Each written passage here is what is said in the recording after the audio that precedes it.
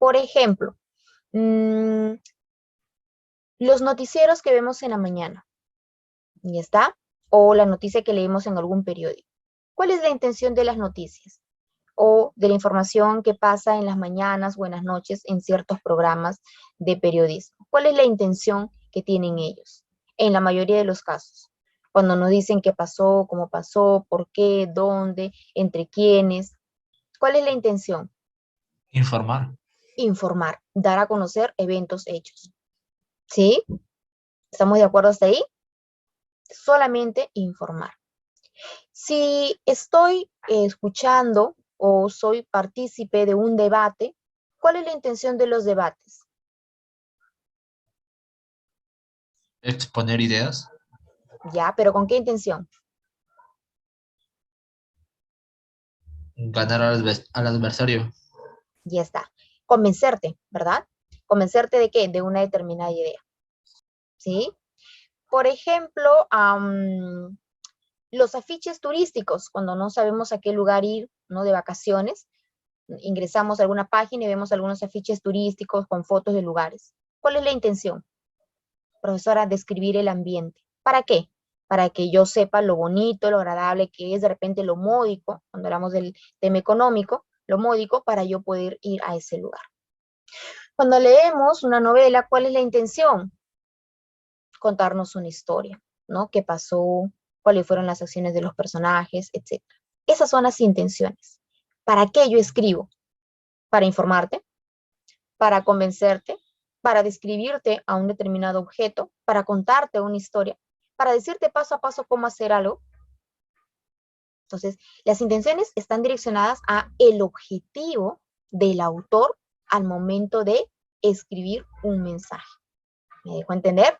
Ahora, de acuerdo al tipo de intención comunicativa, recién con información yo puedo obtener el tema central, la idea principal, las inferencias, las preguntas por sentido contextual, las compatibilidades e incompatibilidades, las extrapolaciones o las intrapolaciones, entre otros. ¿Me dejo entender? No debemos confundir la intención comunicativa con los aspectos del texto. Los aspectos del texto son independientes de la intención comunicativa. Si yo estoy frente a un texto argumentativo, por ejemplo, igual voy a identificar el tema, la idea principal, los argumentos, la compatibilidad y la incompatibilidad. Si estoy frente a un texto expositivo, también voy a identificar el tema central, la idea principal, las preguntas por sentido contextual, las compatibilidades e incompatibilidades. O sea, las preguntas no cambian. Lo que va a cambiar, lo que va a variar, es la intención del texto. ¿Cuál es el objetivo? ¿Qué quiere lograr en el lector? ¿Estamos bien? Entonces, ahí hay que notar esa diferencia. ¿Qué otra característica posee el texto? Por acá, un carácter semántico. Lo caracteriza por tener un sentido y un significado global. Todas las ideas que forman parte de un texto, absolutamente todas, tienen una intención, ¿sí?, semántica, tienen un significado semántico. Ese significado va a relacionar a las ideas anteriores con las posteriores dentro del mismo mensaje. Tiene carácter semántico y ¿cómo lo podemos demostrar? Por ejemplo, mediante las preguntas de sentido contextual. Sinonimia, antonimia, implicancias, denotación, connotación, ¿sí? Ahí podemos encontrar el carácter semántico. Las palabras, las frases, las proposiciones, oraciones que forman parte del texto tienen un determinado significado. Obviamente que este significado estará en relación con los significados de las otras oraciones. Por eso el texto al final se torna un todo. En este segundo carácter nos dice tener un sentido y un significado global, o sea, un todo, un significado que sea absoluto, ¿no? Luego, por acá, también debe presentar un carácter sintáctico, organización en su estructura interna, ¿no? Ahí debe haber, ¿qué cosa? Armonía entre las distintas ideas, el uso de los sustantivos, de los adjetivos, los verbos, entre otros. Ya que los enunciados se relacionan en función a unas reglas. ¿Están muy de acuerdo?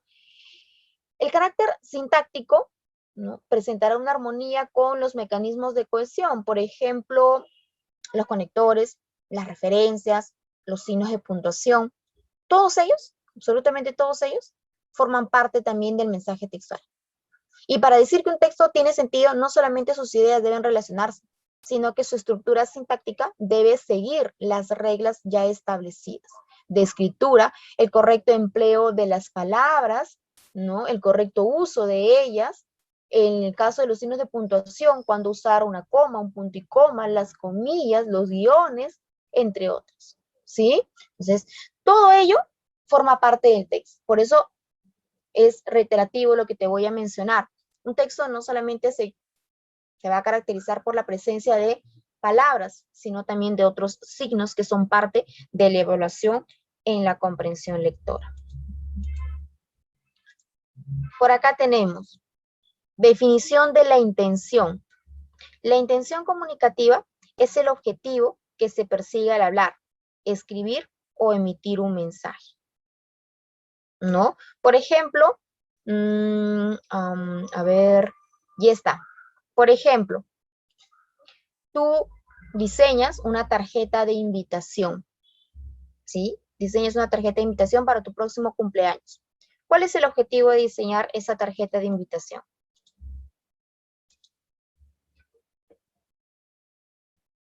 ¿Cuál es el objetivo de diseñar esa tarjeta de invitación? ¿Para qué? ¿Para qué esa tarjeta de invitación? Comunicar que voy a hacer una fiesta. Comunicar, ¿no?, un evento y, obviamente, solicitar también la asistencia de amigos, familiares, conocidos, qué sé yo, ¿no? Ahí tenemos, por ejemplo, ese objetivo. Por ahí, tu hermanito no quiere dormir, tomas un libro y empiezas con alguna historia. ¿Cuál es el objetivo? Narrar hechos, ¿no?, eventos de una historia que puede ser real o ficticia, con el objetivo de que él descanse, duerma, ¿no? En los textos ocurre algo similar. Por ejemplo, cuando escribimos un mensaje por el WhatsApp, ¿ya está? Escribes un mensaje por el WhatsApp. ¿Cuál es el objetivo ahí? ¿Cuál es el Comunicar. objetivo ahí? Comunicar algo, ¿sí? Dependiendo de con quién hables y cuál sea tu mensaje. De repente quieres comunicarte con algún familiar, con algún amigo, con algún compañero, etcétera, ¿no? Entonces, ahí es lo que nos está diciendo la intención comunicativa. Por acá, es el objetivo, no te olvides, la intención comunicativa es el objetivo que se persigue al hablar, si es un discurso, escribir, si es un texto, o emitir un mensaje, por cualquiera de los medios. Si se quiere informar, el mensaje tendrá ciertas características. Si se quiere enseñar cómo se realiza algún procedimiento, el lenguaje varía, ¿no? Por ejemplo, esto ocurre en los textos que son, que forman parte de un tríptico, los textos instructivos, donde nos dicen paso a paso. Ahora, no solamente constan de palabras, también pueden estar acompañados de imágenes, ¿no?, gráficos, que de repente nos digan de una forma más ilustrativa cómo se hace. Tanto la estructura como las palabras empleadas en cada caso son diferentes. Claro, cada tipo de texto, según la intención comunicativa, va a variar su estructura. Sin embargo, un mismo mensaje puede tener más de una intención. Claro, por ejemplo, los textos argumentativos no solamente tienen la intención de convencer, sino también de que tú conozcas sobre algún tema en particular, ¿no? El tema que está exponiendo el autor. Los textos pueden presentar distintas intenciones por parte del hablante: informar, convencer de algo, dar una orden, crear belleza, describir, indicar los pasos para la realización de algún evento, entre otros. Así, la intención comunicativa de los distintos tipos de textos se define, ¿no?, en la siguiente clasificación. A continuación vamos a ver las clases de intención comunicativa, pero antes necesito que veas estas imágenes, ¿no? En ambas el mensaje es el mismo, pero hay un ligero cambio. ¿Qué es lo que ha cambiado acá? La tonalidad. La intención. ¿Cuál es la intención en el primer caso? Por ejemplo, en la primera imagen del señor en el carro. Buena intención, algo así. Despedirse. Despedirse. Chao, ¿no? Nos vemos a la salida. ¿Ok? Y en el otro caso, ¿también es despedirse? Es una amenaza. Ya ¿Cómo nos moriste. damos cuenta, profesora? Si al final las palabras son las mismas, claro, las palabras son las mismas, pero la intención es la misma. ¿Sí? Por ejemplo, acá, en la segunda imagen, la expresión de ambos personajes nos ayudan a inferir que nos vemos a la salida no es una despedida, no es un aviso, es una amenaza. ¿Estamos de acuerdo? Es como, por ejemplo, ¿sí? De repente en el colegio, ¿no?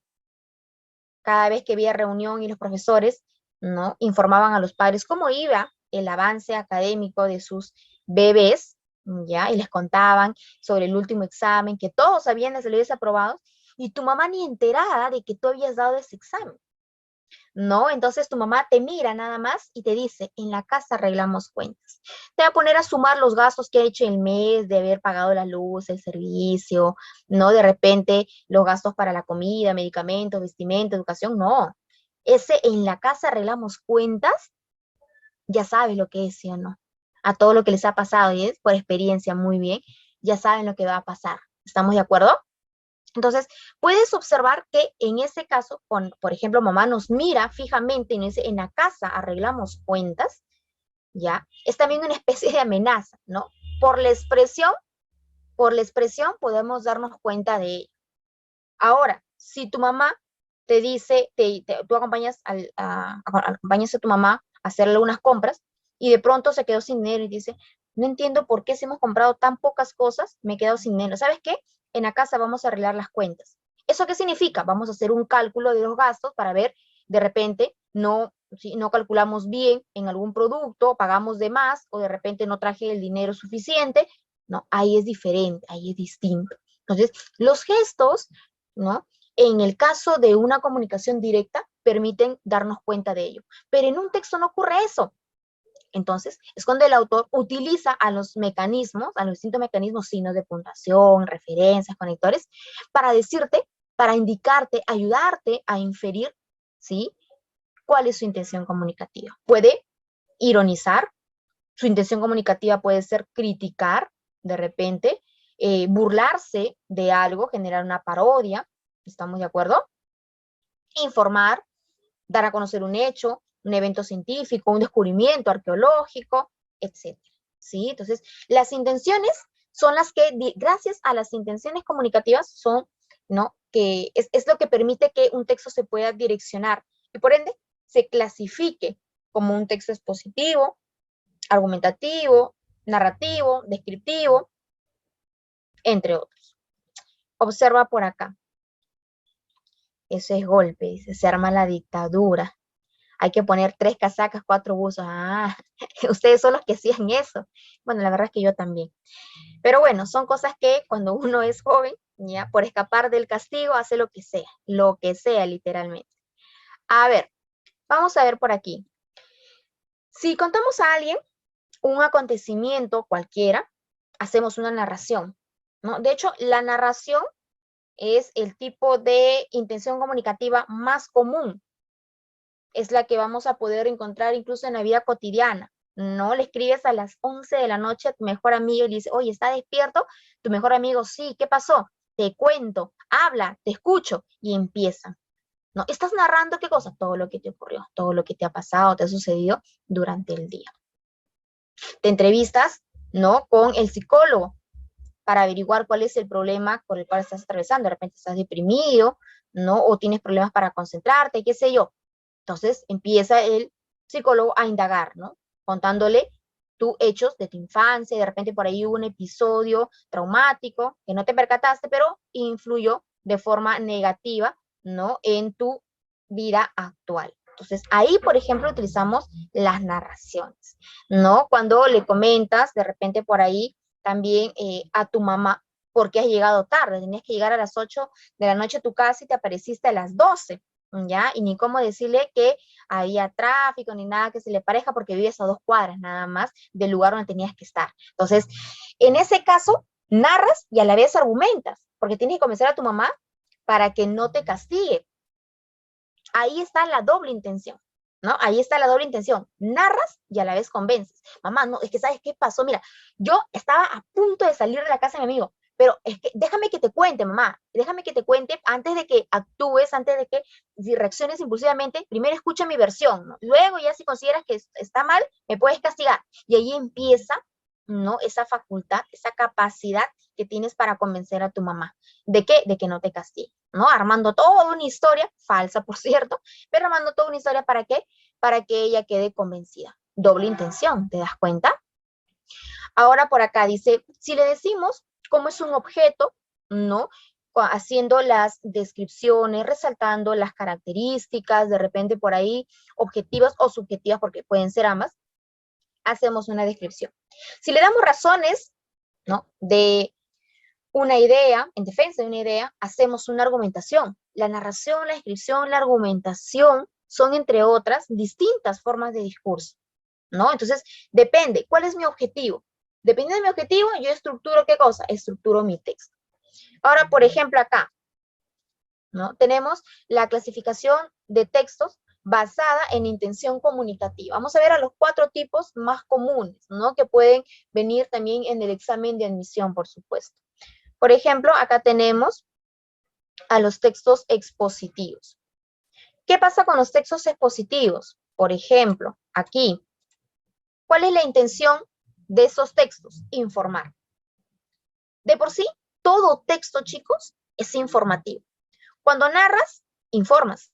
Cuando describes, informas. Cuando argumentas, informas.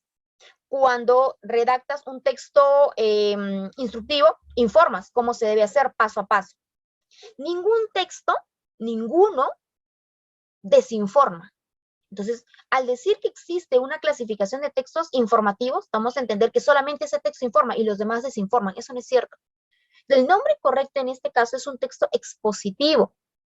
Por ejemplo, en el colegio, ¿no? En el colegio, cuando habían las clases presenciales, los profesores de repente decían, ya, grupos para la exposición. ¿Cuál es el objetivo de exponer sobre alguna cultura, sobre algún descubrimiento científico o cualquier tema en particular? Profesora, informarle a mis compañeros sobre esa cultura, de repente dónde fue su ubicación, desde cuándo apareció, sobre quiénes influyó, qué hemos rescatado de esa cultura, cuál es la herencia que ha quedado de esa cultura, etcétera, ¿no? Que ellos conozcan todas las características posibles de dicho tema. Entonces, su intención siempre va a ser informativa. ¿Estamos de acuerdo? Informar, aclarar, explicar, definir, recomendar, describir en algunos casos, ¿no? Dependiendo del tema, y dar instrucciones. En la exposición se utiliza la descripción objetiva. Si hablamos de descripción, sin un texto expositivo, vamos a describir que esa descripción sea objetiva. Si vamos a narrar, la narración tiene que ser objetiva, es decir, tal y como ocurrieron los hechos. ¿Estamos de acuerdo? Profesora, no puedo involucrar lo que yo creo, por ahí lo que yo me puedo imaginar, no. Ese es otro tipo de narración. Cuando hablamos de una narración expositiva, tienen que destacarse las acciones reales, verdaderas, tal y como ocurrieron. Es enunciativa, ¿no? La intención es enunciativa y clara, con lenguaje denotativo. ¿Eso qué significa? Tiene que presentar un solo sentido, un sentido real, verdadero, objetivo. Sin ambigüedades, sin doble intención, sin opiniones, nada de subjetividades. ¿Por qué? Porque recuerda que es objetivo. Solo con adjetivos especificativos necesarios, es decir, con claridad y precisión. Por eso, dentro de este grupo se encuentran, por ejemplo, las noticias, ¿no? Se encuentra la prensa escrita. ¿Por qué? Porque el objetivo, se asume teóricamente, el objetivo es que se conozca. ¿Que se conozca qué? Que se conozcan los hechos tal y como ocurrieron, ¿no? ¿Dónde ocurrió? ¿Por qué? ¿Entre quiénes? ¿Cuándo? ¿sí? Esos datos tienen que ser 100% verdaderos. Y esa es la característica de un texto expositivo. La estructura que va a tener este texto es la clásica. Un tema introductorio, un desarrollo, que es el cuerpo del texto en el cual se presentan ejemplos, aclaraciones, comparaciones, ¿sí? Y una conclusión, ¿no? Esa es la estructura básica de todo texto expositivo. Luego, también tenemos por acá, ¿a qué pregunta responden este tipo de textos? ¿Por qué es así? ¿No? La objetividad, ¿por qué es así?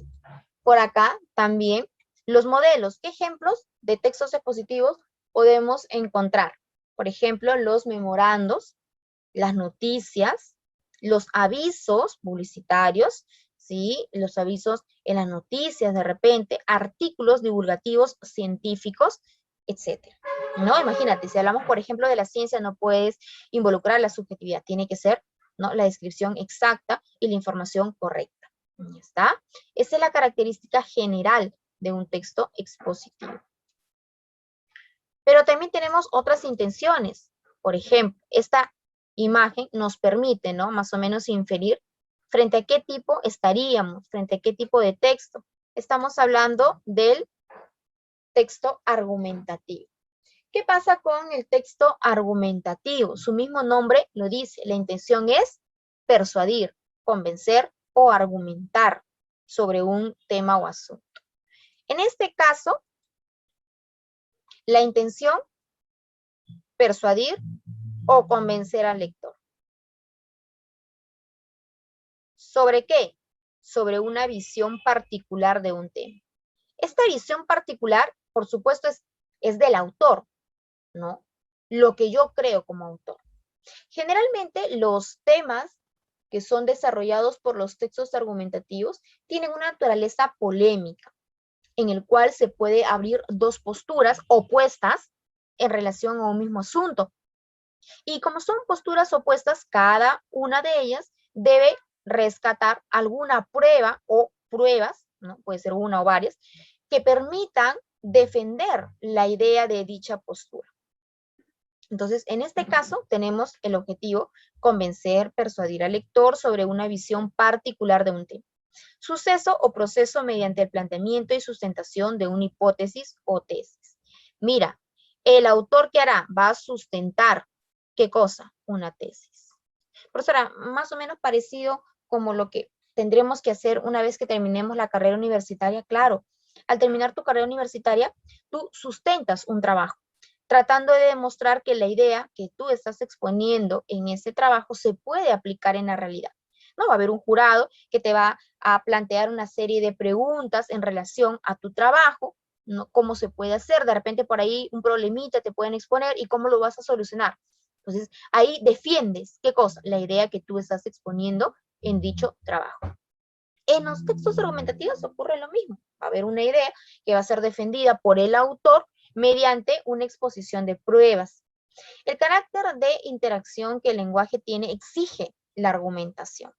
¿Ya está? Pero en un texto argumentativo, recuerda, siempre hay un complemento. ¿Qué complemento? El complemento entre una tesis y los argumentos.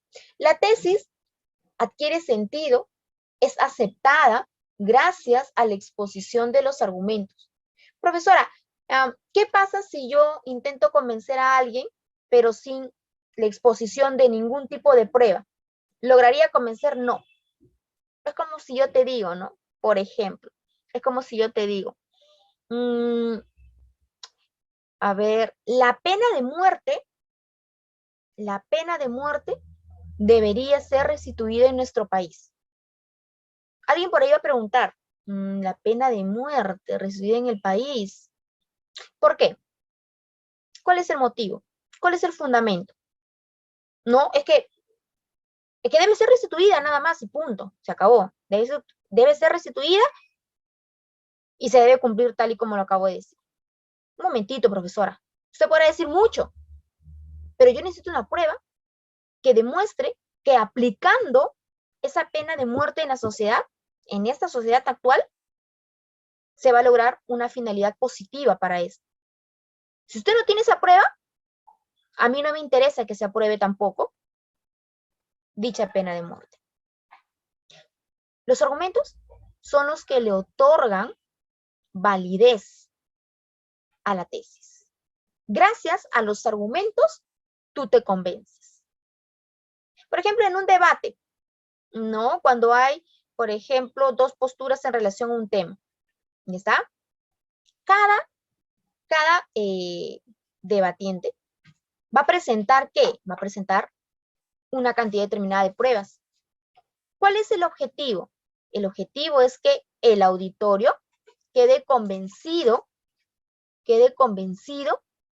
de que la afirmación que ellos exponen es verdadera. ¿Sí? Profesora, ¿qué pasa si la contraparte presenta una prueba que demuestre la invalidez? ¿No? Por ejemplo, acá tenemos en esta imagen, ¿ya? Postura, ¿sí? Roja y postura blanca. ¿Qué pasa si la postura roja encuentra una prueba, ¿sí? O expone una prueba que demuestre la invalidez de una de las pruebas de postura, ¿sí? Del personaje blanco, por ejemplo? Ahí, este personaje estaría perdiendo credibilidad en relación a su tesis. Sería más difícil poder convencer cuando ya una prueba fue eliminada, porque se demostró lo contrario. A ver, una tesis es como el proyecto de trabajo en el que te dedicarás. Una tesis es un trabajo de investigación en el cual tú intentas demostrar una teoría que va a ser aplicada a tu campo laboral. Ese proyecto de tesis tú lo puedes llevar a cabo y realizarlo una vez culminada tu carrera, sí, pero para que sea aprobado, primero los expertos, que son el jurado, tienen que evaluarlo, tienen que ver si es aplicable o no en la sociedad. Y por ello te van a plantear también una serie de cuestiones adversas para ver cómo solucionas el problema y demostrar que efectivamente, así se presenta una serie de dificultades, tu proyecto es viable y se puede aplicar. ¿Sí? Algo así como en las elecciones. Claro, en las elecciones, por ejemplo, cuando los candidatos no están en campaña y quieren, como sea, el voto de la población, ¿qué hacen? Generan los debates. ¿Cuál es el objetivo? Que ellos presenten sus planes de gobierno, ¿no? Los planes que van a aplicar una vez tomado el poder y que van a estar en relación a la economía, la educación, ¿no? La salud, el turismo y diferentes, ¿sí? De repente diferentes esos problemas que afectan a la sociedad. ¿Cómo lo logramos? ¿Estamos de acuerdo? El oponente también va a presentar sus pruebas, por supuesto, y va a tratar de convencer al auditorio, ¿no? De su postura.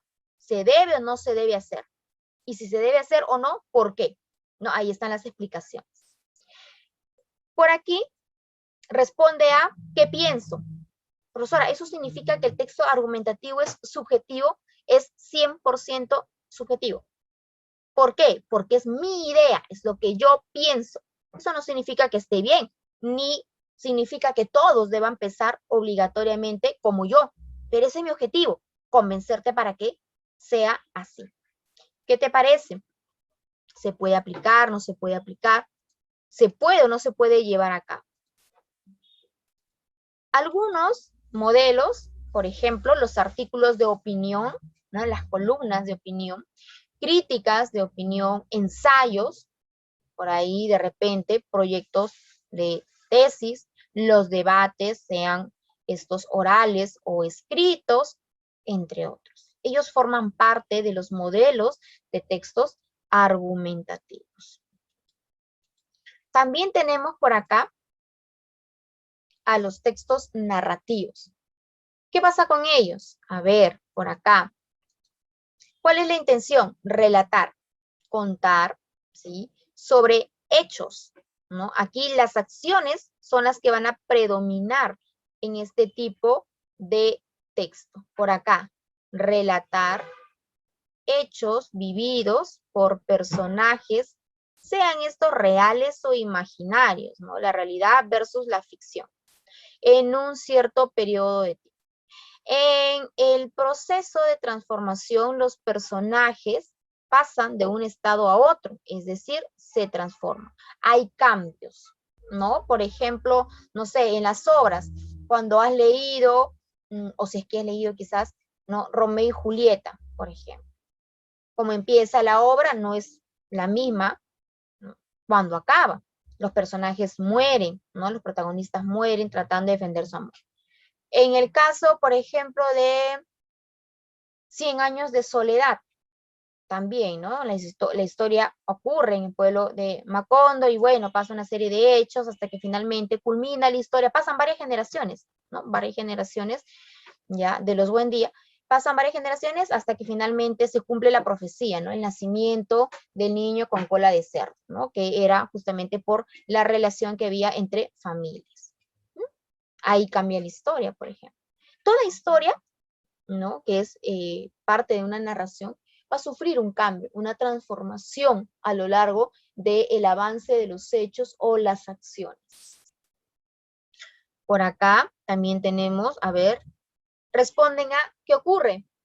También, ¿no? Pero aquí yo puedo contar qué ocurre de forma objetiva, pero también lo puedo contar de forma subjetiva. Puedo contar una realidad, pero también puedo contar una serie de hechos ficticios, ¿no? Imaginarios. Como por ejemplo en el clasicismo, ¿no? Las obras de Homero, por ejemplo, relatan hechos, ¿no? Una serie de acontecimientos en las cuales encontramos a los príncipes, ¿no? Que pelean con monstruos, etcétera, y cómo los dioses se involucran en la vida del hombre, cómo influye, incluso muchos de estos dioses se enamoran de los mortales, etcétera, ¿sí? Modelos. Por ejemplo, acá encontramos a los cuentos, las fábulas, las historietas, las leyendas, etc. Recuerda que ellos también son parte de la ficción. Por eso ahora, un cuento necesariamente tiene que ser ficción, no. Yo te puedo contar de repente, no sé, la vida de Miguel Grau, relatándote desde su nacimiento, dónde estudió, cómo es que de repente formó parte, ¿no? De las Fuerzas Armadas, etc. Entonces te voy contando la historia de un personaje real. Pero también puedo crear yo una historia. Y en base a la creación de esa historia, armar, ¿no? Todo un escenario, un ambiente, personajes y una serie de acciones. ¿Y está? El lenguaje. El lenguaje en los textos narrativos, como son acciones, como son hechos, entonces abundan, ¿sí? Los verbos, porque los verbos son las categorías gramaticales que reconocen las acciones de los personajes, ¿no? En un escrito, en una expresión oral.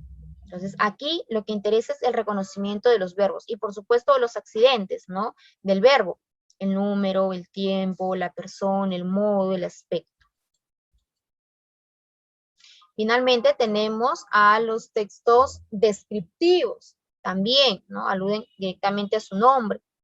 La intención es contar cómo son los objetos, entiéndase objetos como realidades humanas o no, ya objetos de forma general, o sea, un elemento determinado. Puede ser una realidad humana o no, concreta o abstracta, real o ficticia. El emisor aquí nos hace percibir a través de nuestros sentidos, ¿sí? Nos hace percibir a través de nuestros sentidos. Por ejemplo, profesora, una consulta, en un texto narrativo, puede haber descripciones, claro. Yo puedo describir cómo es el personaje o cómo son los personajes. Puedo hacer una descripción prosopográfica, es decir, resaltando los aspectos físicos, como también puedo hacer una descripción etopeya, en la cual se va a resaltar las cualidades de personalidad, ¿no? Las cualidades psicológicas, conductuales de los personajes. Entonces, ahí podemos encontrar también descripciones. Pero si hablamos de un texto narrativo, a pesar de la presencia de adjetivos, lo que más abundará serán los verbos. En el caso del texto descriptivo va a ser lo contrario.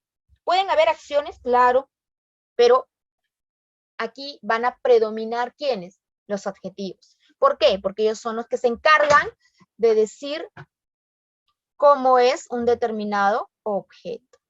¿Se entendió ahí, chicos? Por acá responden a cómo es. Modelos. Por ejemplo, aquí están los reportajes, libros de viaje, novelas, porque también encontramos ahí descripciones, guías turísticas, ¿no? Revistas, folletos, por ahí, etc. Ellos son parte de los textos descriptivos. Obviamente que también hay descripciones científicas, ¿no? Por ejemplo, no sé, ahí el descubrimiento de una nueva especie, o en la historia, el descubrimiento de algún centro arqueológico, una nueva cultura. Entonces se hacen descripciones de los restos que se han encontrado, los vestigios que se han encontrado de esas culturas. El lenguaje, como mencionábamos, a diferencia de los textos narrativos, aquí abundan ¿quiénes? Los adjetivos, ¿no? Acá hay una primacía de los adjetivos sobre los verbos. Ojo, el que sea descriptivo no significa que solamente hay adjetivos, puede haber presencia de otras categorías gramaticales, pero los adjetivos son los actores principales en este tipo de texto. Chicos, ¿alguna pregunta? Todo bien, Miss. ¿Sí? Entonces lo que vamos a hacer es justamente ello, vamos a reconocer, ¿no? Mediante los textos, cuáles son las intenciones de los autores, ¿no? Si es convencer, por ahí de repente narrar, describir, informar, vamos a ver. Por ejemplo, tenemos por acá, vamos con el texto número 1, por acá. Y está. A ver. Nos dice lo siguiente. Las células de nuestro cuerpo se dividen constantemente a medida que las nuevas células reemplazan a las antiguas. Pero a veces este proceso falla y se forma una célula cancerígena. Las células del cáncer se dividen rápidamente, crecen y forman tumores.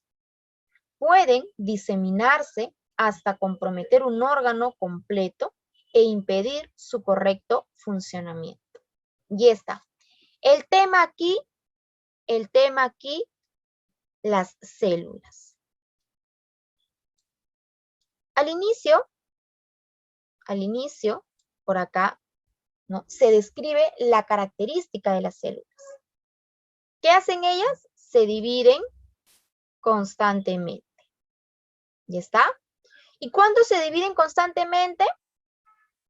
Cuando aparecen las nuevas células que las van a reemplazar. Entonces, es un proceso continuo. Las células se dividen, aparecen nuevas células, estas nuevas células se vuelven a dividir, aparecen otras nuevas células y así va a ir avanzando el proceso. Sin embargo, por aquí aparece un conector de contraste, el pero. No sabemos que el pero no solamente es un simple conector de contraste, sino que también su presencia indicará que a continuación viene algo importante.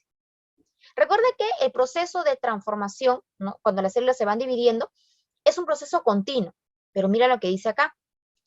Pero a veces este proceso, siempre no, en algunas ocasiones. A veces este proceso de división celular falla y se forma una célula cancerígena.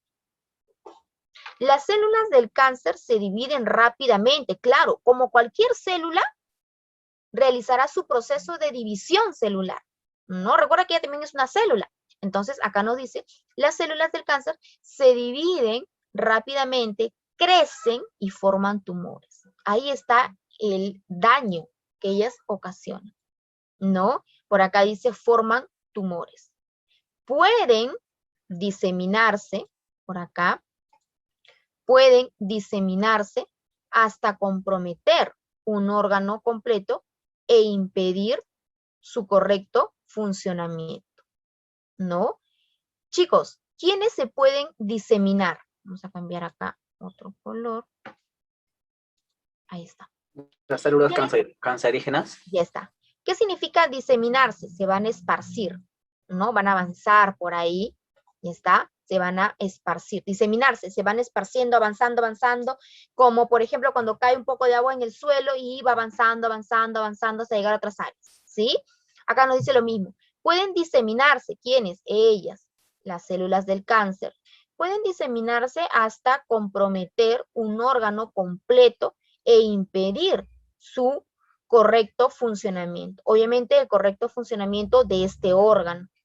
Si las células de un tumor se escapan, pueden llegar a otras partes del cuerpo y formar nuevos tumores. Aquí está la condición, ¿no?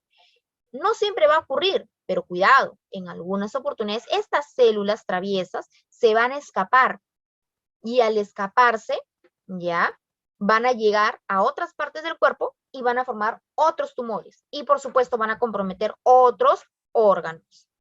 No sabemos por qué algunas personas contraen cáncer y otras no. ¿Estamos de acuerdo? Se desconoce la causa de la presencia del cáncer o el desarrollo del cáncer en algunas personas y en otras no. No, todas no van a padecer de la misma enfermedad. Pero, dice por acá, nuevamente aparece el pero, indudablemente las causas de muchos cánceres son genes defectuosos. En este caso, nos dice las causas de muchos cánceres, no, muchos, se puede entender como la mayoría, las causas de muchos cánceres son genes defectuosos. Profesora, ¿eso significa que solamente los genes defectuosos van a provocar la presencia del cáncer en un organismo? No, pero en la mayoría de los casos, ellos son los responsables. ¿Otros qué, chicos? ¿Otros qué? ¿A quién se refiere con otros? Otros tipos de cáncer, ¿verdad? Otros por acá son producidos por sustancias químicas del ambiente o por gérmenes. Ahí están las razones. Algunos, la mayoría, por genes defectuosos, y los otros que no tienen como causa un gen defectuoso, pueden ser por sustancias químicas del ambiente o por algún tipo de germen, ¿no? Hospedado en el organismo. Ahora por acá. No hay un solo tipo de cáncer. No hay un solo tipo de cáncer. Acá nos indica la variedad de los tipos, ¿verdad? Dice, distintos cánceres pueden afectar, ¿no? Generar algún tipo de daño. Casi cualquier parte del cuerpo. Cuidado. Dice casi cualquier parte del cuerpo. Habrán algunas partes del cuerpo en las cuales los distintos cánceres no van a llegar. ¿Ya está? A ver, escuché que se puede activar. Sí, el cáncer se puede activar. Esa es la pregunta que hace en el segundo párrafo. Dice, no sabemos por qué algunas personas contraen cáncer y otras no, lo cual se puede traducir por qué en algunos organismos sí se activan, ¿no? Estas células cancerígenas y en otras no. Lo que no se sabe es por qué, ¿sí? Algunos sí y otros no. Lo que se sabe del cáncer es que hay distintos y cuáles son las causas. Lo que no se sabe es por qué en unos organismos sí afecta y en otros no. Eso es lo desconocido para la ciencia todavía.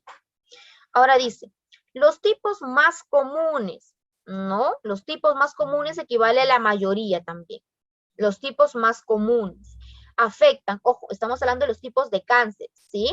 Los tipos más comunes afectan el aparato digestivo y los pulmones, ¿no? Ahí tenemos cáncer del aparato digestivo y cáncer de pulmón. ¿Ya está? Por aquí, a ver, hay dos maneras de obtenerlo. Según el texto, sí. Una de las maneras es por los genes defectuosos y la otra es por las sustancias químicas del ambiente o por gérmenes. Ahora por acá. En el caso de las mujeres, ya.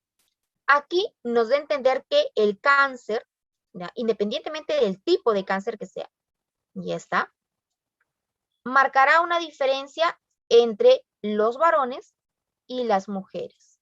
Dice acá, en el caso de las mujeres, son comunes también el cáncer de mama y del cuello uterino. Obviamente, por la fisiología de la mujer, ella puede verse afectada por otro tipo de cáncer que afecta, ¿no? En este caso, ya afecta acá, dice el cáncer de mama y el cáncer de cuello uterino, obviamente por la fisiología de la mujer.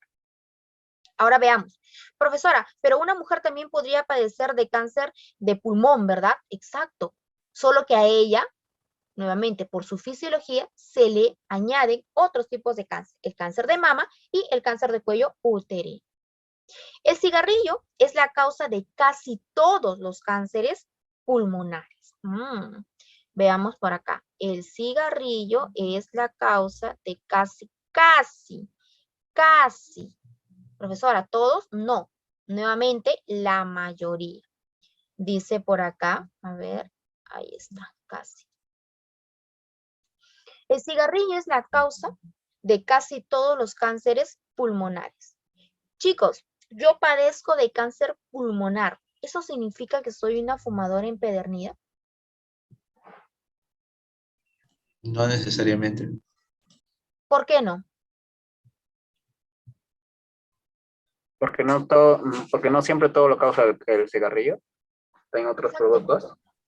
El cáncer pulmonar no tiene como único agente que lo provoca el consumo del cigarrillo. Yo pude haber desarrollado cáncer de pulmón y nunca en mi vida he fumado un solo cigarrillo. Por eso en el texto dice, el cigarrillo es la causa de casi todos los cánceres pulmonares. Habrán cánceres pulmonares que tienen otro agente que ha permitido que se desarrolle. Y este otro agente no es necesariamente el cigarrillo. En la mayoría sí, pero hay una minoría que no tiene nada que ver con el consumo del cigarrillo. Yo pude haber sido una fumadora empedernida, tengo 80 años, ya recién he dejado de fumar. Hace unos días fui de repente a hacerme un chequeo y mis pulmones están más sanos que nunca. ¿Pero cómo es posible, profesora? Es que acá dice que en la mayoría ocurre, pero debe haber algo en mi organismo que no permitió que, a pesar de ser yo una fumadora empedernida, haya desarrollado el cáncer de pulmón. Ahora acá dice, el humo del tabaco contiene sustancias químicas llamadas carcinógenos que irritan el delicado revestimiento de los pulmones. Mientras más cigarrillos fuma una persona, mayor riesgo tiene de contraer cáncer pulmonar. Mira estos datos. Por acá dice lo siguiente. Mientras más cigarrillos, acá hay una relación directa. ¿Ya está? Dice, mientras más cigarrillos fuma una persona, mayor riesgo tiene de contraer cáncer pulmonar. Lo que aumenta no es la gravedad del cáncer, lo que aumenta es el riesgo de padecer cáncer. ¿Ya está? Ahora dice, afortunadamente el riesgo de contraer cáncer de pulmón, el riesgo disminuye si la persona deja de fumar. Por eso decimos que es una relación directa, ¿no? A mayor consumo de cigarrillos, mayor riesgo, ¿sí? Mayor riesgo de contraer la enfermedad, de desarrollar esta enfermedad, ¿no? A menor consumo o, mejor aún, si eliminamos el hábito de fumar, también el riesgo disminuye. Profesora, si yo nunca fumo, nunca me voy a contagiar, perdón, nunca voy a desarrollar la enfermedad del cáncer, si yo nunca he fumado, nunca voy a tener cáncer. No necesariamente. ¿Puedo tener cáncer? Claro, puedo desarrollar el cáncer en otros órganos. Células. Ahora, otra pregunta. Si yo, nunca he fumado, ya me salvé de desarrollar cáncer pulmonar. No. No, tampoco. Porque puede haber otras razones también por las cuales yo he desarrollado ese tipo de cáncer. Y no necesariamente es el responsable del cigarrillo. Afortunadamente, entonces nos dice acá, el riesgo disminuye si la persona deja de fumar. Los cánceres de la piel son también bastante comunes, ¿no? Ya hemos hablado del cáncer al aparato digestivo, a los pulmones, en el caso de la mujer, cáncer a la mama, cáncer del cuello uterino, también tenemos cáncer de la piel. Son también bastante comunes. Muchos tipos de radiaciones, especialmente los rayos ultravioleta del sol, que son los más agresivos, ¿no? Pueden dañar las células de la piel y producir cáncer. ¿Ya está? Muchos tipos de radiaciones, especialmente los rayos ultravioleta, pueden dañar las células de la piel y producir cáncer. Eso no significa que solamente las radiaciones o solamente las radiaciones ultravioleta son las únicas que van a provocar el cáncer de la piel. Pueden haber otros factores. No hay un conector que restrinja a la exclusividad de las radiaciones para permitir el desarrollo de este tipo de cáncer. Así es que cuidado en esa parte. Bien, chicos, este texto, ¿qué naturaleza tendrá? ¿Cuál es la intención comunicativa en este tipo de texto? ¿Cuál? Normativa. A ver, de los tipos de discurso que hemos visto, informativo, argumentativo, descriptivo, narrativo, ¿qué tipo de ¿Informativa? Informativo. Es Informativa. informativo, ¿verdad? ¿Por qué? Porque nos da a conocer, ¿no?, sobre un problema. Tuvo la parte introductoria, ¿no?, la división de las células y cómo es que se origina, ¿no?, el cáncer por ahí. Y luego, ¿no?, se va a centrar en los tipos de cáncer y cómo estos pueden afectar, cuáles son las características de esos tipos de cáncer, ¿no? Y está. Por acá, entonces, cuidado con esta última parte. Aquí nos dice muchos tipos de radiaciones, especialmente los rayos ultravioleta del sol, pueden dañar las células de la piel y producir cáncer. Si yo no me expongo a los rayos ultravioleta, ¿sí? Probablemente, ¿qué va a suceder? Probablemente, ¿no? Si yo no me expongo a los rayos ultravioleta, es probable, profesora, que el riesgo de contraer cáncer de piel también disminuye. No significa que nunca voy a desarrollar la enfermedad, pero sí el riesgo va a disminuir también, ¿no? Por acá, ¿es objetivo? Sí, es objetivo porque el autor en ningún momento involucra lo que él piensa, lo que él cree, ¿no? Hace una descripción tal y como son de los tipos, de las formas, una explicación científica, ¿sí? Ahora por acá. Tenemos la primera pregunta. A ver, dice, básicamente el texto desarrolla. A ver, ¿qué es lo que desarrolla el texto, chicos? A ver, nos piden el asunto, ¿no? El tema.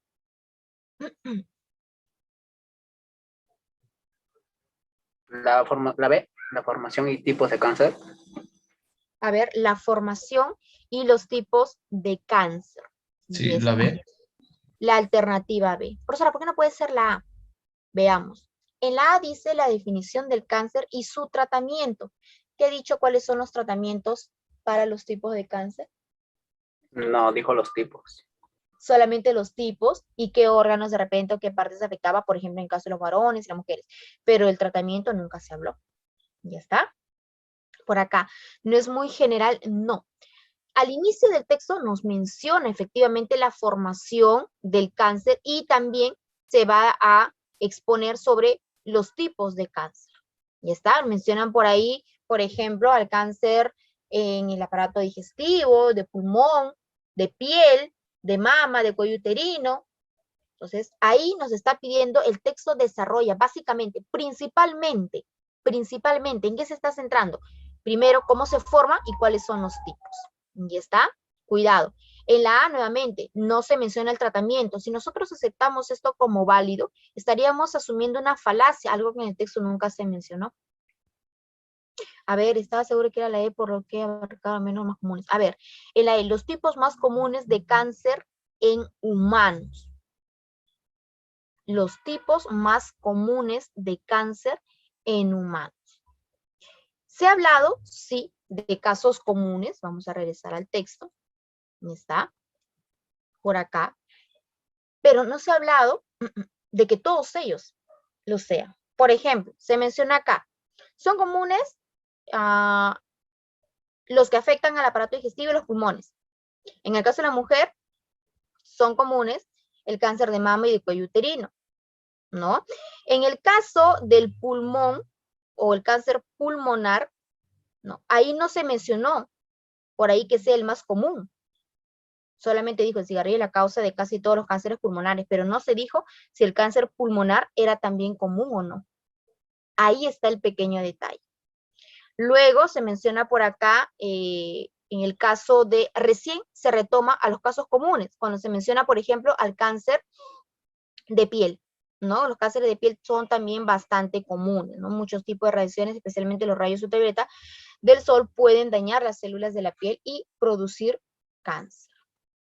¿Y está? Listo. Acá está. En la 2. La D. Si alguien fuma habitualmente, necesariamente desarrollará cáncer pulmonar. Ese es un enunciado falso, ¿no? ¿Por qué? Porque no se dice que solamente los que fumen van a desarrollar cáncer pulmonar. Sí, tienen un riesgo mayor, ¿ya? El peligro en ellos es mayor, pero no necesariamente lo van a desarrollar. En el texto, el término afectar se puede Sí. reemplazar por ¿Sí? dañar, ¿no? Causar algún tipo de daño a el órgano al cual ha llegado esta célula cancerígena. Es incompatible con el texto decir que. La A. Ajá, muy bien, chicos. La A. Todos, ¿por qué es falso, profesora? Es que en el texto, mira por acá, ¿qué decía? Vamos a ver lo que dice el texto, ¿ya? Dice, las causas de muchos es la mayoría, pero cuidado, acá dice todos, y ahí está lo falso. No hay que confundir la mayoría o lo general con lo universal. Este es un cuantificador universal. Todos. ¿Abarca qué cosa? Abarca el 100%. Y eso el texto lo aclaró. Dijo que la mayoría eran por genes defectuosos. Pero había un pequeño porcentaje, así sea pequeño o mínimo, que tenía otras causas, otras razones, ¿no? Listo. Entonces, acá, ¿todos los cánceres son causados por genes defectuosos? No. La mayoría sí, pero todos no. Ahí está, ¿no? La falacia por generalización, lo que asume la A, ¿no? Asume que por haber dicho la mayoría, eso equivale a decir todos. En la 5, en el texto se establece La una E. relación de causa-efecto entre, ya está, los rayos ultravioleta, ¿no? Y el cáncer de piel. Cuando dice especialmente, ¿no? Las radiaciones producen cáncer de piel, especialmente si nos encontramos frente a una radiación ultravioleta, ¿no? Que es la más peligrosa. Chicos, ¿alguna pregunta? Profesora, buenas noches. Sí. Buenas Disculpe, noches. no sé si será verdad esta cosa, pero a ver, bueno, supongamos que hay una persona que es, ¿cómo se llama? Blanca o más o menos blanca, bueno, blanca, Ujú. y otra que es trigueña, Ya. ¿ya? Pero, o sea, supongamos que la blanca, o sea, la persona que es blanca se quema un poco, o sea, se quema por el sol, algo así se le dice, pues se quema o se...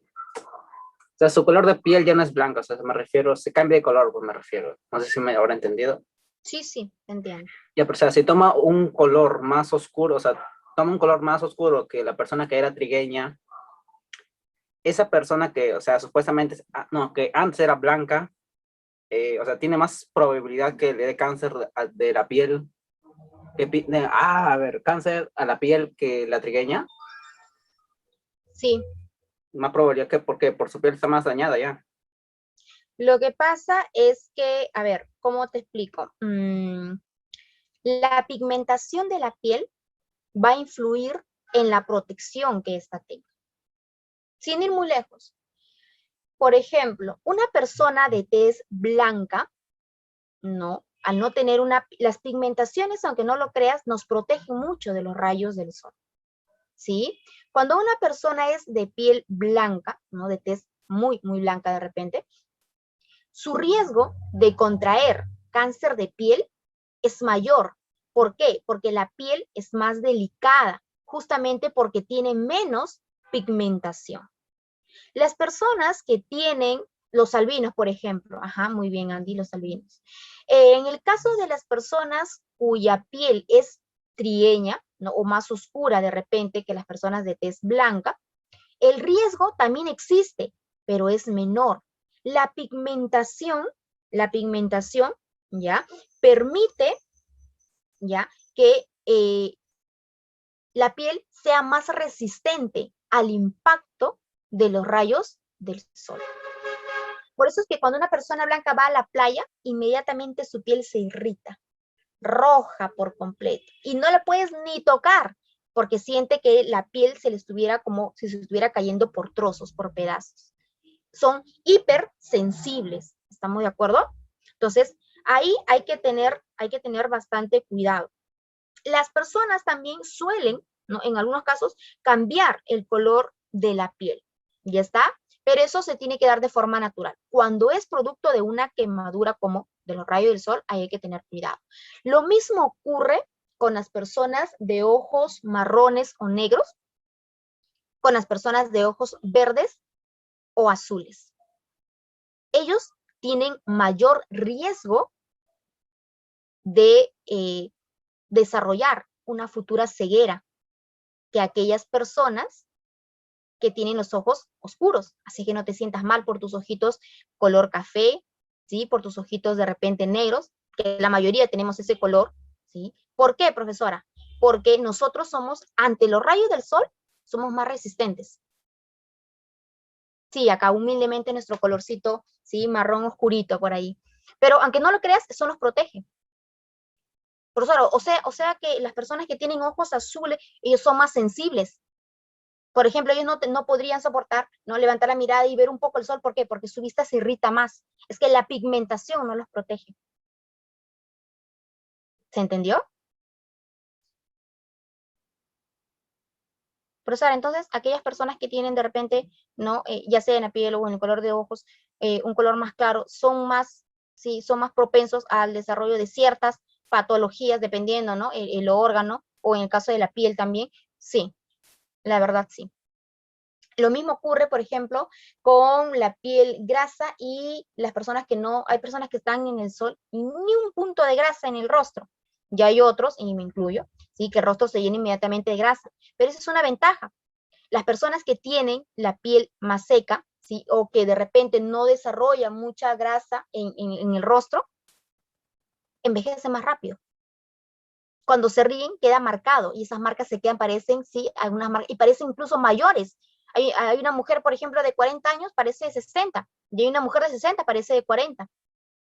¿Por qué? Porque esa grasita natural que se produce en el rostro hidrata, ¿sí? Hidrata la piel y permite que no se arrugue tan rápido, que no queden marcas del tiempo, como le dicen por ahí, ¿no? Marcas del tiempo. No sé si esa era la duda.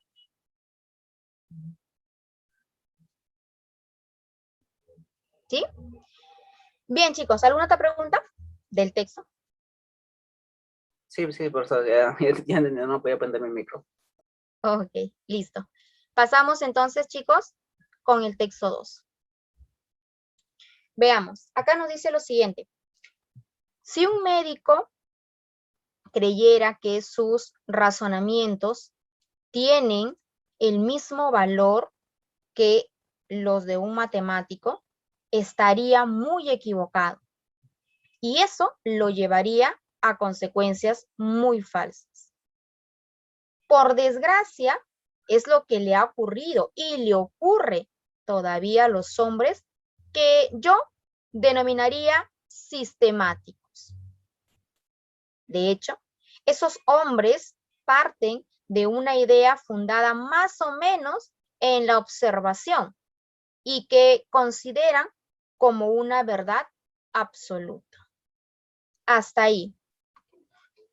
Chicos, el texto empieza condicionando por el tipo de conector, ¿no? El sí, que es un conector de condición. Dice, si un médico creyera que sus razonamientos tienen el mismo valor que los de un matemático, estaría muy equivocado.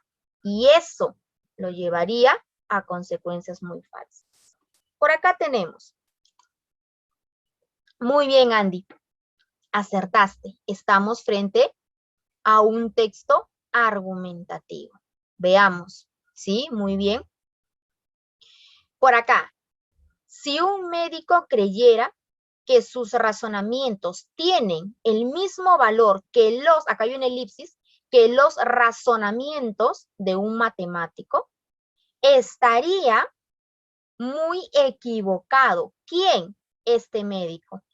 Y eso, ¿qué es eso? ¿Qué es eso? El creer que los razonamientos, ¿sí? Que él hace con los razonamientos de un matemático tiene el mismo valor. Eso lo llevaría, ¿a quién? A este médico. Eso lo llevaría a consecuencias muy falsas. Eso demuestra que los razonamientos en el campo de la medicina respecto a los razonamientos en el campo de las matemáticas no pueden ser iguales. no pueden tener el mismo valor, no pueden ser equiparables. Ahora, mira lo que dice el autor aquí. Por desgracia, acá vemos un contraste. Por desgracia, es lo que le ha ocurrido y le ocurre. Eso significa que continúa, no ha desaparecido todavía a los hombres que yo, autor, mira, aquí él está opinando. Esta es mi voz, dice el autor. Dice, es lo que le ha ocurrido y le ocurre todavía a los hombres que yo, autor, denominaría sistemáticos. Eso es lo que él denomina, ¿no? Es su punto de vista. De hecho, esos hombres, ¿sí? Esos hombres parten de una idea más o menos fundada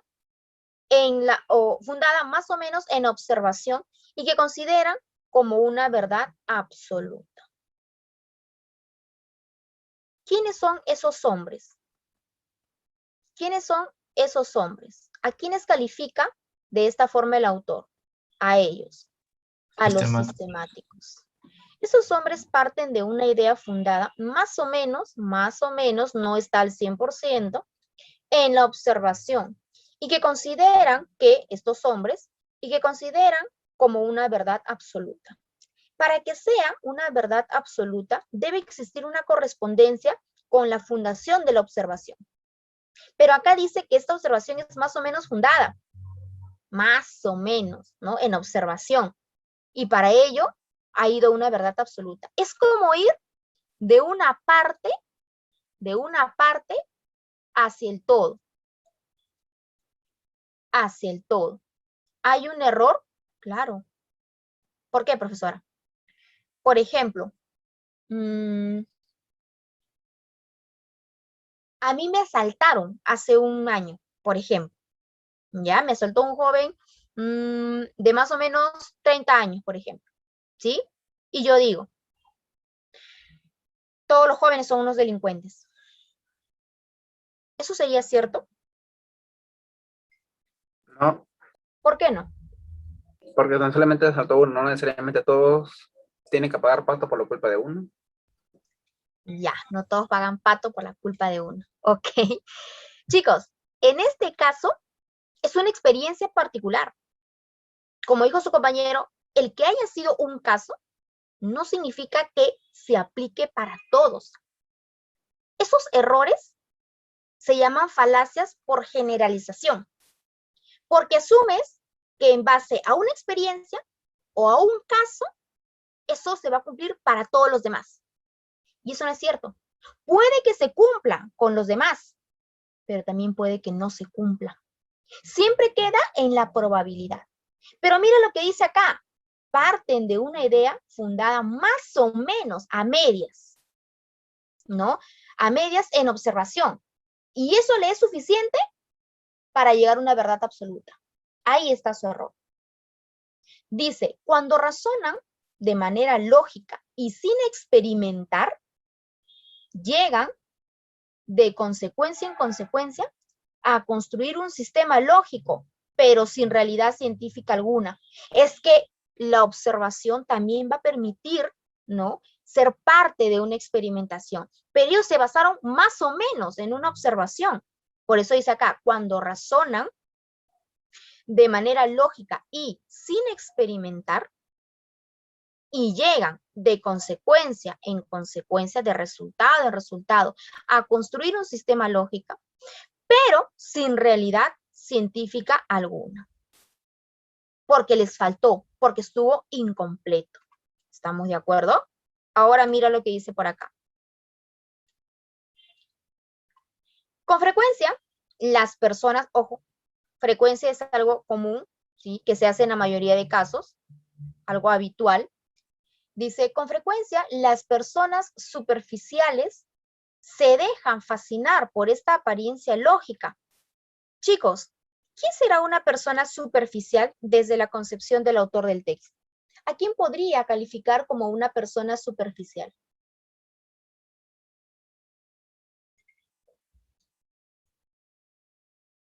A ver, ¿y está alguien común? Dice, con frecuencia las personas Incauto. superficiales, dime. Las personas incautas. Aquellos que no, una persona superficial es una persona que no razona, es una persona que le dices cualquier cosa y te cree, porque no profundiza en una explicación más clara, objetiva y convincente.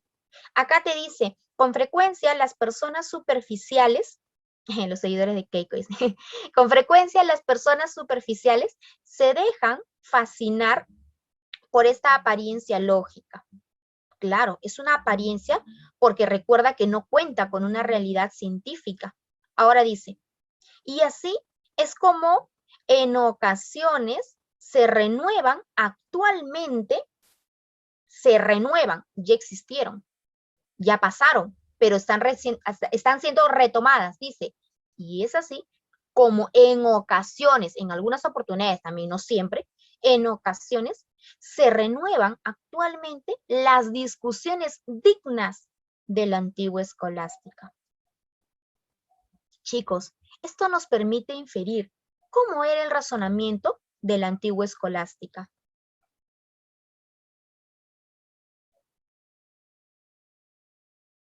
¿Cómo habrá sido el razonamiento de la antigua escolástica? Inferior al de la actualidad. ¿Superior? Inferior, inferior. ¿Inferior? ¿En qué sentido? O sea, Sin inferior profundidad, dice por acá. A ver. inferior en sentido de la, o sea, en sentido del conocimiento, de profundizar más en el tema que se le está hablando, algo así, o se le está comunicando. Y es lo que se explica acá. Mira lo que dice. Esa fe demasiado grande en el razonamiento. ¿La fe de quién? De la antigua escolástica.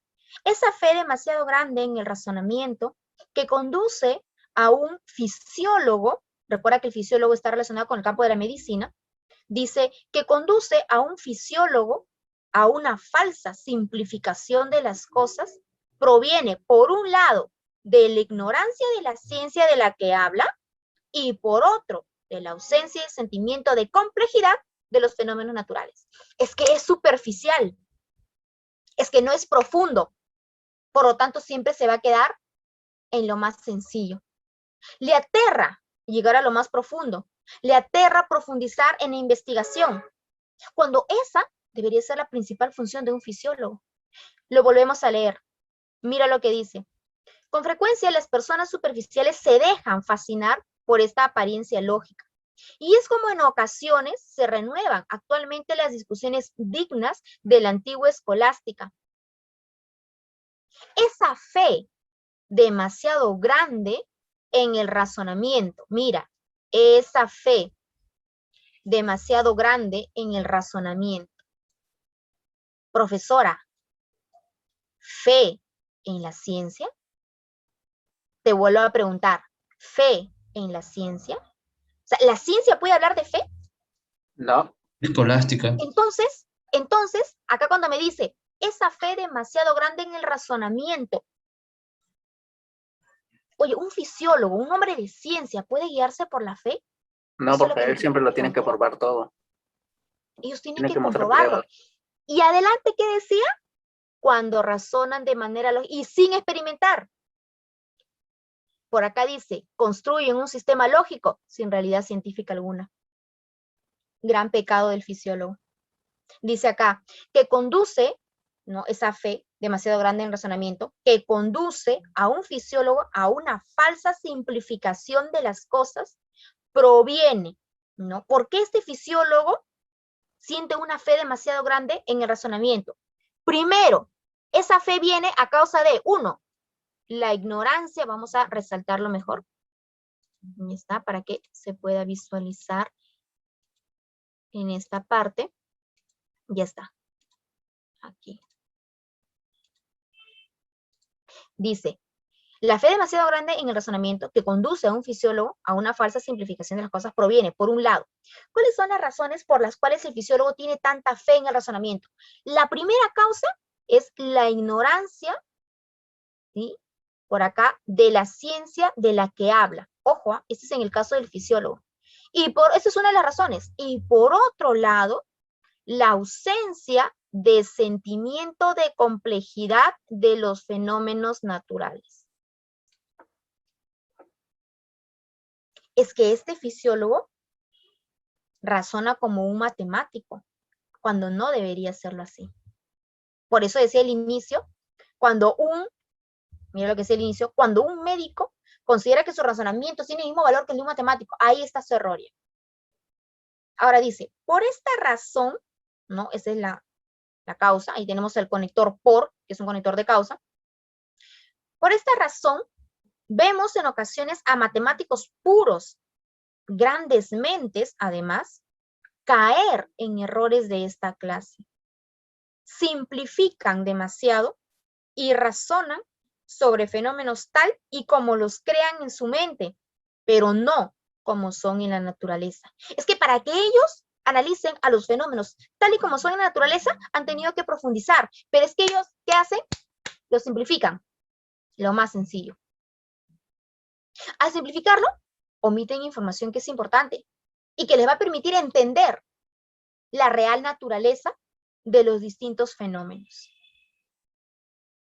El gran principio experimental es, por lo tanto, mira, este dato es importante, el gran principio experimental es, por lo tanto, la duda. Aquí está el éxito. Vamos a cambiar el color aquí. La duda, chicos. Dice, el gran principio experimental es, por lo tanto, la duda.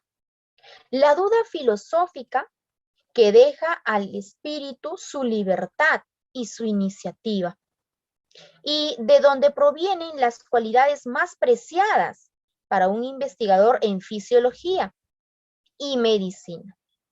No hay que creer en nuestras observaciones, en nuestras teorías, salvo en caso de comprobación experimental. Si yo observo algo simple, eso no es suficiente para creer en esa observación, porque mi percepción puede fallar. ¿Cuándo voy a comprobar, profesora, si estoy o no equivocado? Cuando lo experimente. Cuando lo lleve a la experimentación. Ahí recién podré comprobar. Y si lo compruebo, recién debo creer. Por eso dice acá, no hay que creer en nuestras observaciones, en nuestras teorías, salvo en caso, excepto, este salvo es un excepto, salvo en caso de comprobación experimental. A ver, por eso hay tantas teorías, pero pocas llegan a ser leyes. Exacto. Para llegar a ser una ley tiene que pasar toda una serie de procesos. Y es más, es una ley que se mantiene por un tiempo. Con el pasar de los años, ¿sí? Puede haber algo que demuestre que hubo un error en esa ley. Y esa ley va a ser cambiada por otra. Las leyes no siempre son permanentes.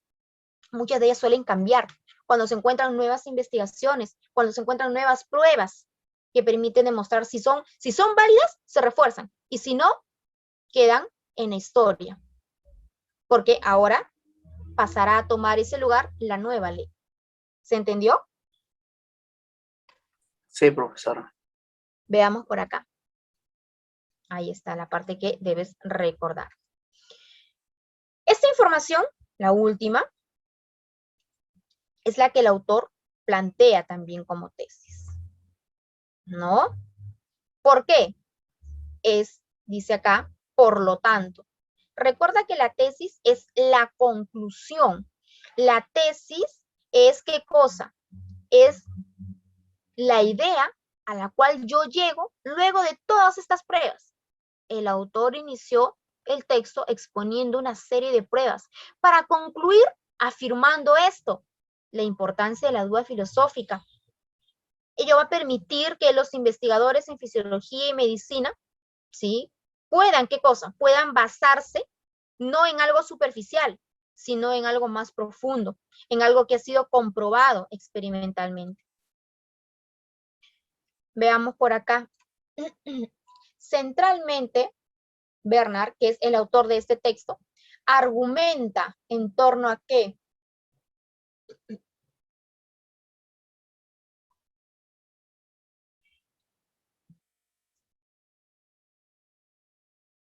A ver, chicos.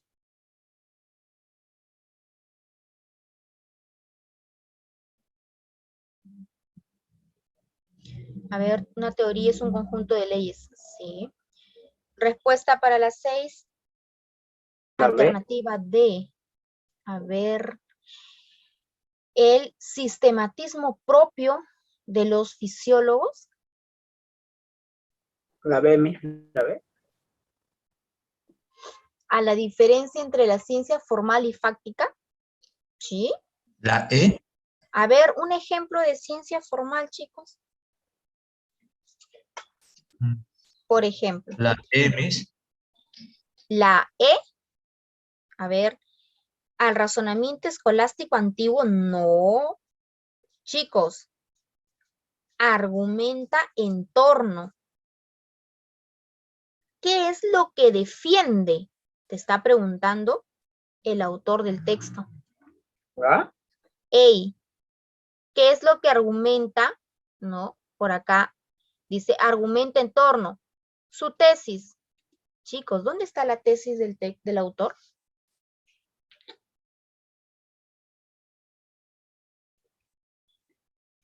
Lo he encerrado, como para que lo veas.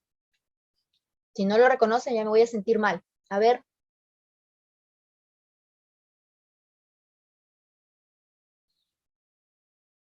La pregunta te dice, ¡Hala!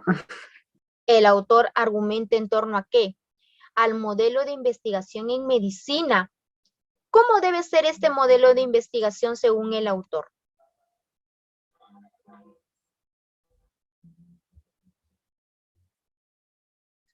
Experimental. Y está.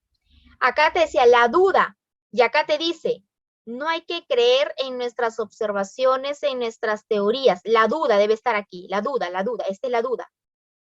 ¿Sí? Salvo, excepción, excepto, en caso de comprobación experimental. Entonces, en la pregunta 6 te habla del modelo de investigación en medicina, que nunca debe ser un modelo igual al que se aplica en las matemáticas. Eso es lo que criticaba el autor al inicio. 7. Se desprende del texto que los pensadores del periodo escolástico se desprende. Recuerda que el desprendimiento textual no es otra cosa que una pregunta por inferencia. En otras palabras, acá te pide, se infiere del texto ¿qué? Ahí está, inferencia. Se infiere del texto que los pensadores del periodo escolástico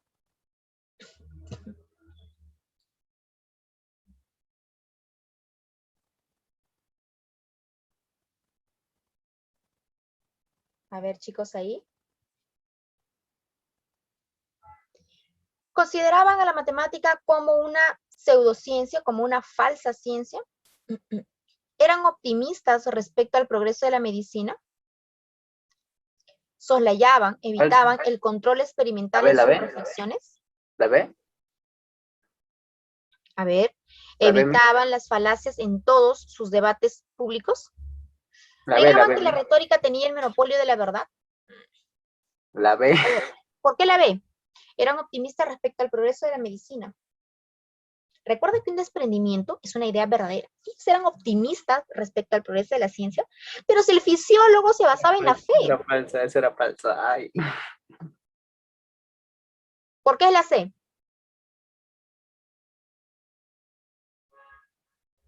Por el término soslayaban. Evitaban el control experimental, claro. ¿En qué se basaban? ¿En las matemáticas? No. En lo superficial. Bueno, Esta es la hora de regresar al texto. A ver, fíjate ahí. Más o menos en el centro del texto habla de los escolásticos.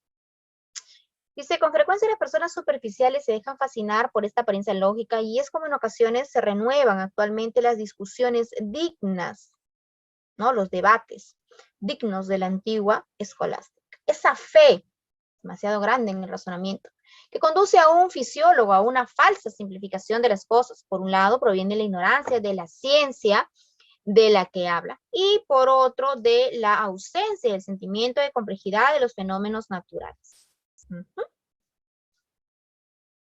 Veamos ahora a la pregunta.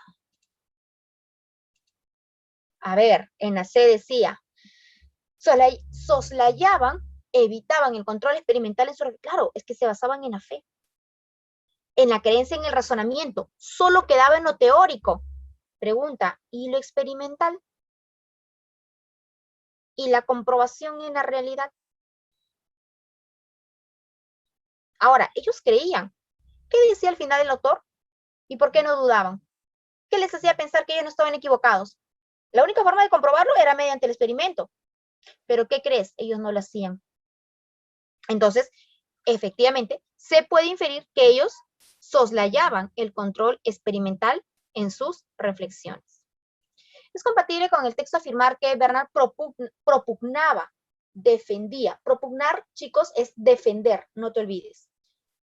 ¿Sí? Es verdadero con el texto afirmar que Bernard defendía ¿qué?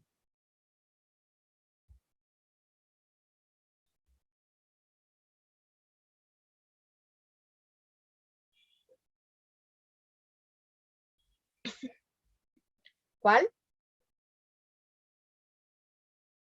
Disculpe, ¿qué significa empírico? Empírico. A ver, empíricos. Ah, en la D. El Sí. criterio de cientificidad debe ser empírico. Los empíricos basaban el conocimiento mediante las experimentaciones.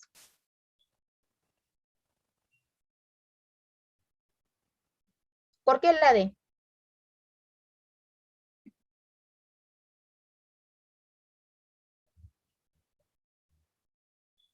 Por lo de empírico. ¿Qué tiene que ver lo empírico? O sea, siempre tienen que hacer algo, o sea, tienen que hacer experimentos para demostrarlo, algo así. Ya está. Cuando dice es compatible con el texto afirmar que Bernard propugnaba que el criterio de cientificidad debe ser empírico. El criterio científico, para que sea realmente científico, y más aún cuando hablamos de un hombre de ciencia como el fisiólogo, no debe basarse solamente en la fe. Oye, le estamos pidiendo a la ciencia que crea en los milagros. ¿Me dejó entender? Entonces, para que él compruebe que realmente, si uno, se está hablando de ciencia, y dos, sus teorías son realmente verdaderas, tiene que aplicar definitivamente el experimento. Y acá, en la D, el criterio de cientificidad debe ser empírico, sí. El criterio científico debe ser empírico, debe basarse en ¿qué? En los experimentos. La experimentación. Alternativa D. 9. Si un filósofo considerase que la ciencia ha alcanzado la cúspide de su desarrollo, entonces. Por eso ahora no entiendo. Si un filósofo, cualquiera, ¿no? Considerase que la ciencia ha alcanzado la cúspide, es decir, el punto más alto, ya llegó a la cima de su desarrollo, entonces, ¿qué diría en torno a él Bernard? ¿Por qué? Porque la ciencia cada día evoluciona, nunca para de evolucionar, ya que sepa, ¿no? Claro, estás limitando a la ciencia, porque al decir que llegó a la cúspide ya no puede llegar más alto. Por acá dice, si un filósofo considerase que la ciencia ha alcanzado la cúspide, el punto más alto, ¿no? de su desarrollo, entonces Bernard rechazaría efectivamente dicha afirmación calificándola de errónea. ¿Por qué? Recuerda que Porque siempre van razona a haber, como filósofo. claro, siempre van a haber cambios. Y la ciencia está sujeta a esos cambios. Asumir que ella se está quedando en la cúspide del desarrollo es limitarla. Entonces, ¿para qué más experimentos? ¿Para qué el planteamiento de nuevas teorías? Ya no tendría sentido. Respuesta alternativa A.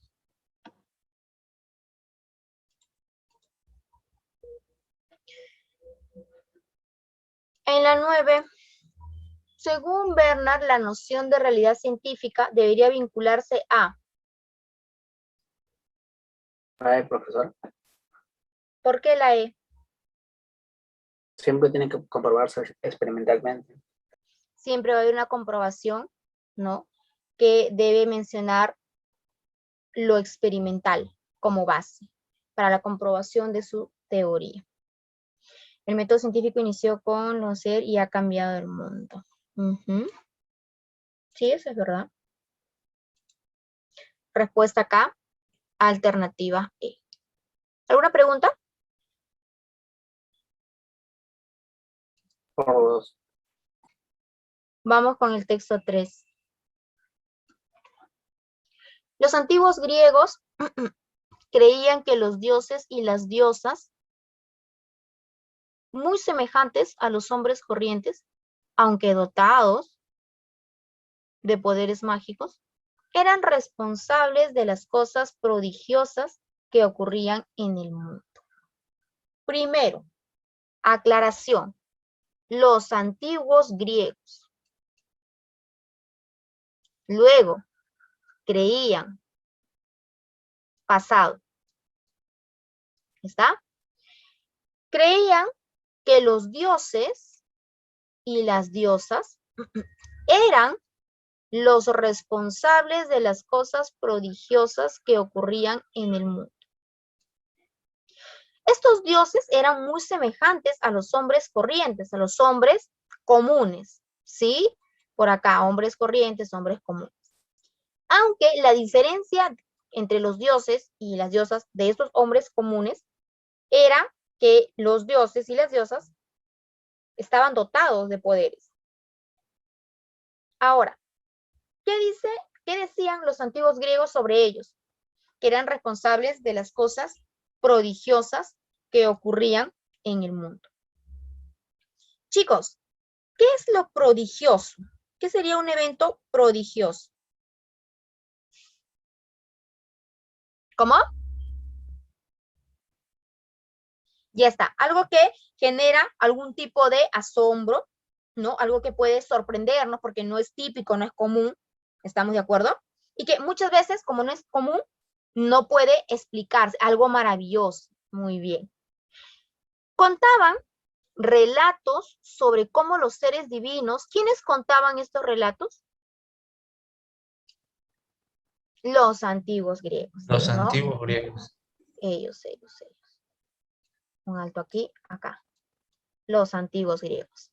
Contaban relatos sobre cómo los seres divinos, ¿no? Los dioses y las diosas, vencieron a los monstruos que habitaban originalmente la tierra. Y acerca de héroes que llevaron a cabo, ¿sí?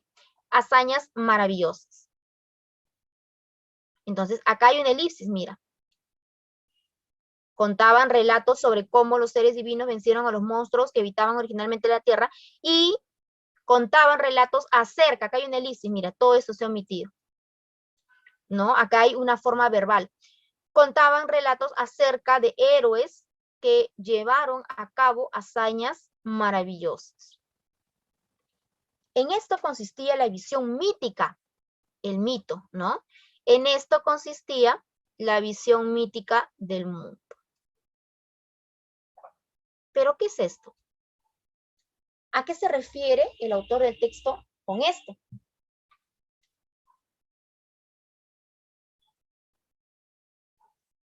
Chicos, ¿en qué se basaba la visión mítica del mundo?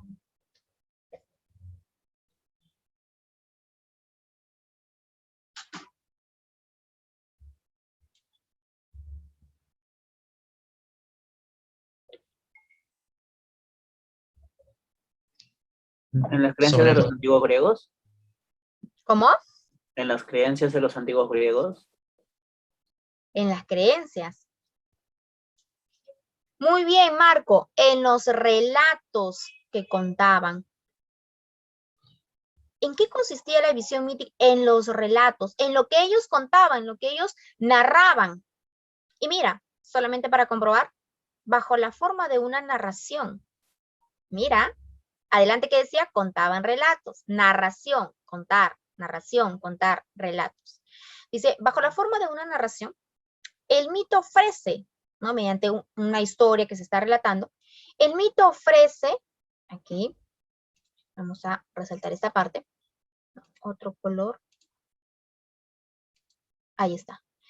Bajo la forma de una narración, El mito ofrece una explicación de fenómenos naturales o evoca supuestos episodios de la vida de los antepasados, ¿no? Como si fuera una historia, como si fuera una narración, ellos intentan, ¿no?, responder el porqué de algunos fenómenos naturales, o también evocan supuestos, algo que no se ha comprobado que exista, por eso está el término supuestos, episodios de la vida de los antepasados.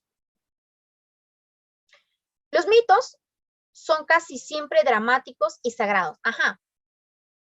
Cuidado en esta parte, ¿eh? Casi siempre. Dice, los mitos son casi siempre dramáticos y sagrados. Algunos de ellos no serán ni dramáticos ni sagrados. Acá, profesora, ¿y por qué? ¿Por qué se dice que los mitos son casi siempre dramáticos y sagrados? Acá está la explicación mediante los dos puntos. Recuerda que una de las funciones de los dos puntos es indicar una explicación. Forman, aquí está la consideración de por qué algunos son dramáticos y sagrados, forman los mitos parte integrante de la religión y de la magia, cuyos símbolos utilizan, cuyos de la magia y de la religión, ¿no? Entonces, estos mitos utilizan símbolos religiosos y símbolos mágicos. Permiten, ¿quiénes? Los mitos. Aquí, otra elipsis. Permiten al hombre situarse en el tiempo, unirse al pasado y al futuro, ¿no? Esas etapas por las cuales nosotros atravesamos siempre. Ya, dice, permiten al hombre situarse en el tiempo, unirse al pasado y al futuro.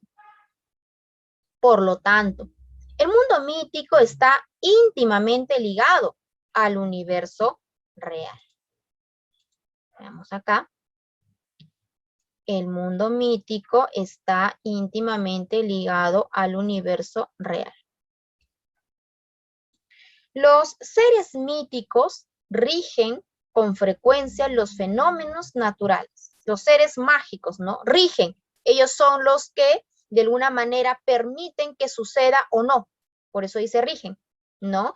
Acá, los seres míticos rigen con frecuencia los fenómenos naturales, cuyas víctimas de quiénes, de esos fenómenos naturales, cuyas víctimas o beneficiarios son los hombres. Ahora, estos fenómenos naturales, entonces, pueden favorecer o perjudicar a los hombres. A veces, ciertos casos, los propios fenómenos naturales han sido erigidos, construidos, levantados en seres míticos. Mira, a veces, vamos a cambiar acá por una pluma. Aquí está. A veces, los propios fenómenos naturales han sido construidos en seres míticos, ¿no? Por el término erigidos, levantados, surgidos en ellos. Los mitos tranquilizan al hombre al afirmar su pertenencia a una realidad continua. Los relatos míticos aparecen como sucedidos en épocas pasadas.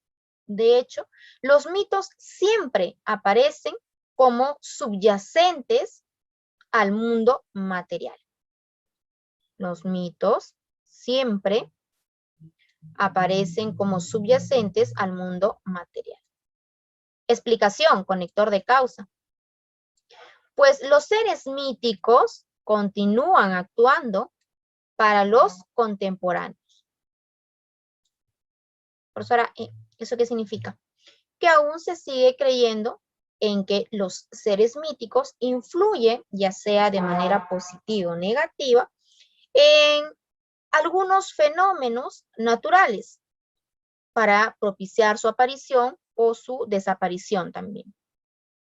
Acá te dice, los mitos siempre aparecen como subyacentes al mundo material, pues los seres míticos continúan actuando para los contemporáneos. Por ejemplo, produciendo las tempestades, la lluvia, etc. ¿No? Ellos son ejemplos de fenómenos naturales. Aparte de esta acción permanente, los mismos hombres perpetúan los mitos gracias al rito. Es decir, el mito existe gracias a que el hombre permite su existencia, lo sigue empleando, lo sigue utilizando, ¿no? Ahí está la explicación de por qué el mito todavía tiene una trascendencia en esta época, ¿no? En esta época contemporánea. Ahora dice por acá, los mitos tienen una estructura de cuento, inicio, nudo, que es el problema, ¿no? La trama, por ahí está, el desenlace y final.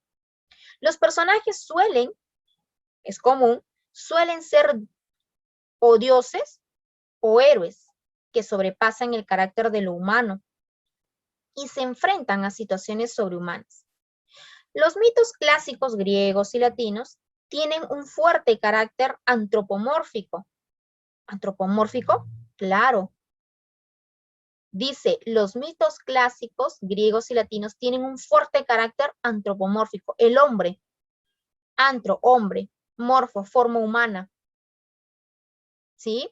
Los mitos clásicos griegos y latinos tienen un fuerte carácter antropomórfico, dado que los personajes evidencian comportamientos muy humanos. ¡Ay! ¿Qué significa eso, profesora? Por ejemplo, si existe alguna divinidad, ¿no? Esta divinidad sea, por ejemplo, no sé, un árbol, una montaña, qué sé yo, no deja de ser montaña, pero su conducta en realidad es una conducta humana. Pues ahora, ¿cómo es posible que un árbol, una montaña, un río, el sol, la luna, ¿no? Puedan tener conductas humanas? Es que ahí está el carácter antropomórfico. Le otorgas cualidades humanas a aquello que no lo tiene. Por eso dice, los mitos clásicos tienen un fuerte carácter antropomórfico, dado que los personajes evidencian comportamientos muy humanos. Ahí está antro, hombre, comportamientos humanos. ¿Y está?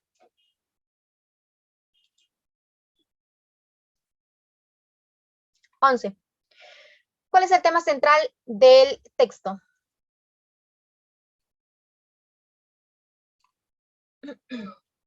¿Cuál?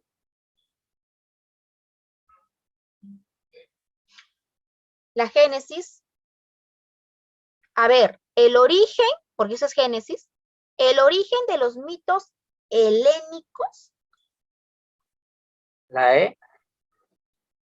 A ver, evolución de los mitos antiguos.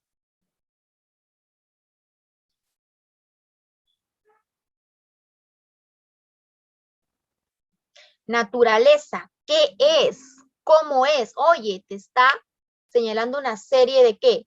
De narraciones y descripciones de cómo es realmente el relato mítico. ¿Estamos de acuerdo? Respuesta alternativa A. En la 12, el sentido contextual del término corriente, eso estaba al inicio.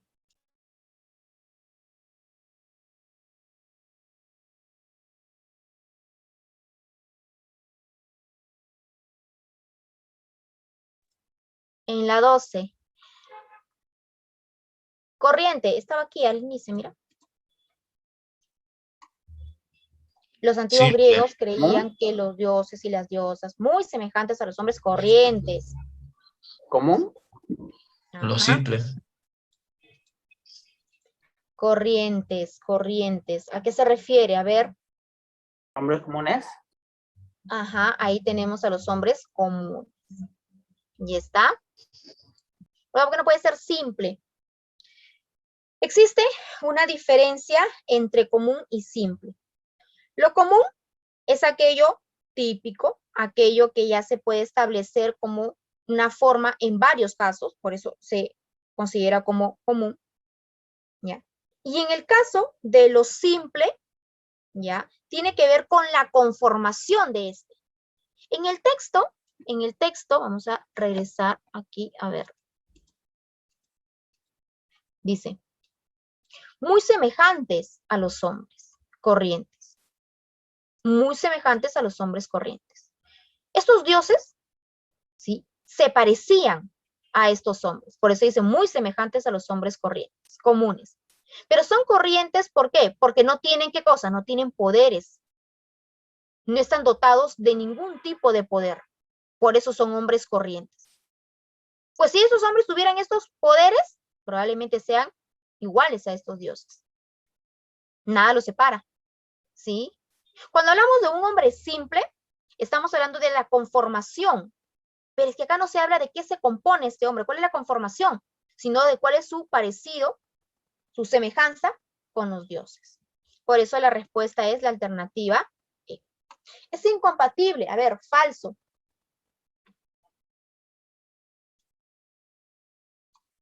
Aquí, falso. Es incompatible con el texto decir que los mitos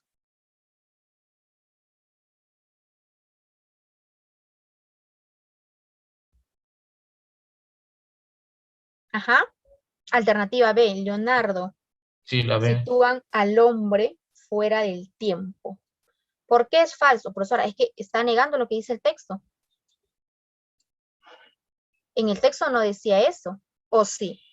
Respecto a la ubicación, ¿no?, del hombre, ¿qué decía? Permite, aquí está, lo hemos subrayado incluso. Segundo párrafo, tercera línea.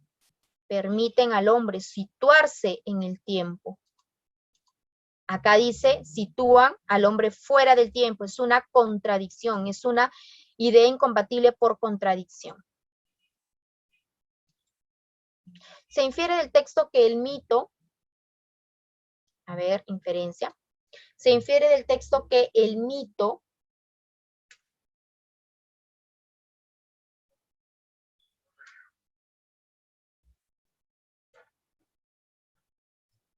¿La B? es una negación del universo real. A ver, ¿La B? una negación del universo real. ¿Seguros, chicos? La A. Ey, acá, permiten al hombre situarse en el tiempo, unirse al pasado y al futuro. Por lo tanto, el mundo mítico está íntimamente ligado al universo real. ¿Qué dice acá? Es una negación del universo real. Oye, esto es falso. Y si es falso, no puede ser una inferencia. Tú sabes que las inferencias tienen que ser verdaderas. La E. Prescinde, es decir, no considera, prescinde del aspecto antropomórfico. Prescinde, no lo considera. Falso. ¿Qué dice? Tienen un fuerte. Mira que me estás dando ideas falsas que en el texto están diciendo lo contrario, ¿eh? Fuerte carácter antropomórfico.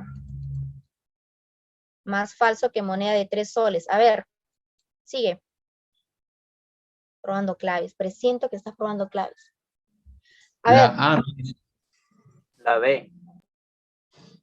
ya, alguien que diga la D y completamos las 5 alternativas. ¿Te parece? Ya, A que ver, hable, que hable, que ya, hable. graciosos están, ¿no? Responde, A ver, responde. solamente describe los hechos.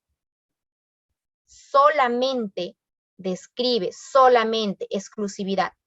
Describe los hechos. Falso. Falso. La A. Solamente te quedan la A y la B. En la B. Es una alegoría sin prodigios.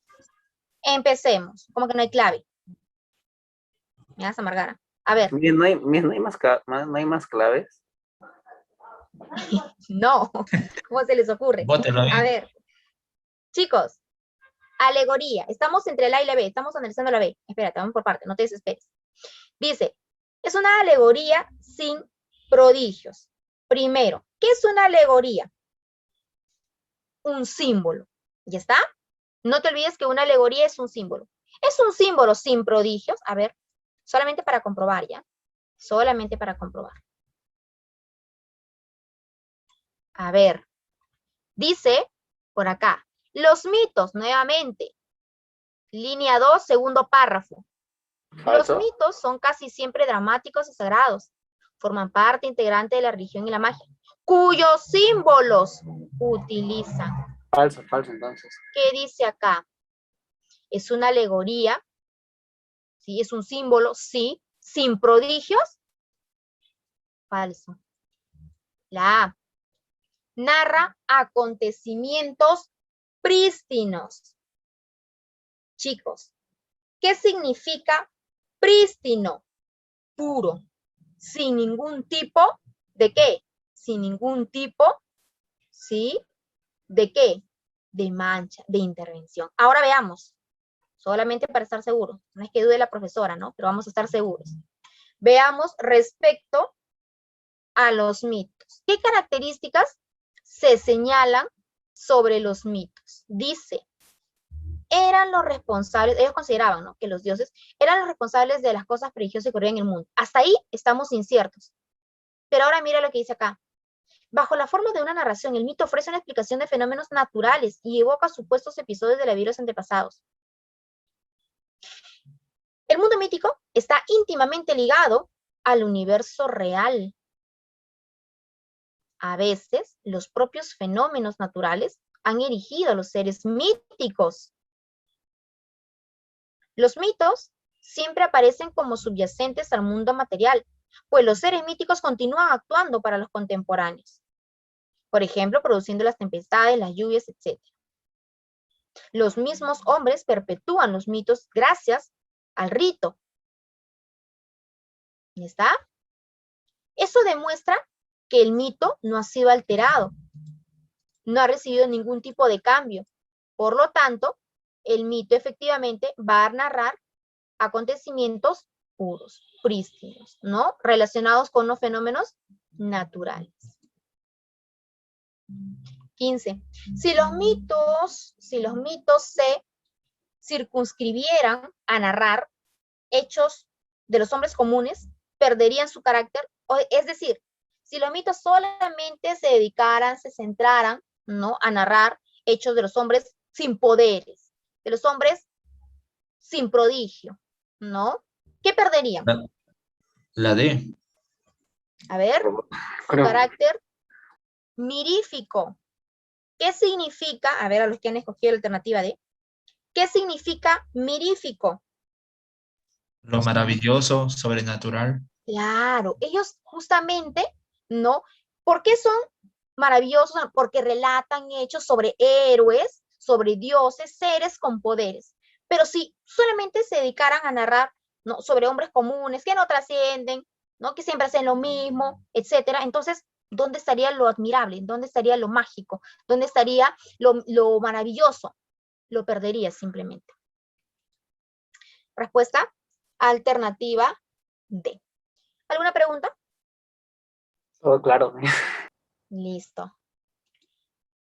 A ver, chicos, por aquí, ¿sí?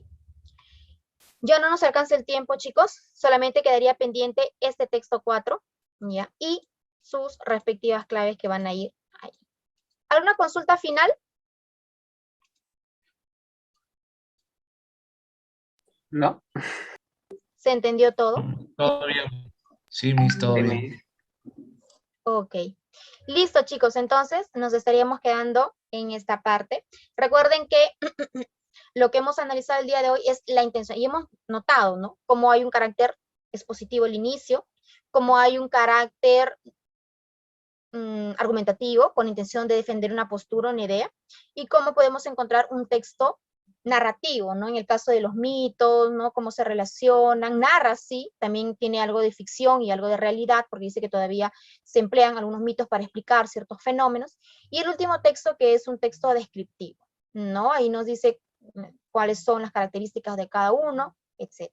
Y ahí van a ir con sus respuestas. Gracias por su atención, gracias por su asistencia, chicos. Como siempre, una clase muy agradable con ustedes. Espero que lo que